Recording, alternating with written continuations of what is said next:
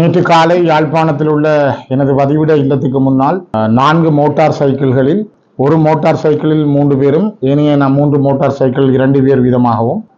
9 பேர் முகங்களை மூடிய கவசங்களால் முகங்களை மூடியபடி தங்களுடைய மோட்டார் சைக்கிளுடைய இலக்க தகடுகளை கருப்பு துணிகளால் கட்டியபடியும் கையிலே சில்வர் நிறத்திலான பிடியோடு சேர்ந்த வாள்களை சுழற்றியவாறு எனது வீதியூடாக யாழ்ப்பாணத்தில் எனது இல்லம் இருக்கின்ற யாழ்ப்பாணம் இந்து கல்லூரி ஒழுங்கையினூடாக இவர்கள் சென்று வந்ததை என்னுடைய வீட்டினுடைய CCTV கேமரா மூலம் எடுத்த விடயத்தை நான்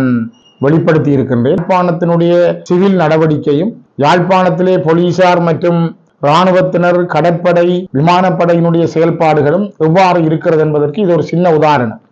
மக்களுக்கு எதிரான குற்ற நடவடிக்கைகள் என்பதில் நடவடிக்கைகளுக்கு பின்னால் இவ்வாறான மோட்டார் சைக்கிள் நடவடிக்கைகளுக்கு பின்னால் இராணுவ புலனாய்வாளர்களும் மற்ற ஏனைய கடற்படை விமானப்படை போலீசாருடைய உளவுத்துறையினரும் இருக்கிறார்கள் என்பதை இது மிக துலாம்பரமாக வெளிப்படுத்துகின்றது.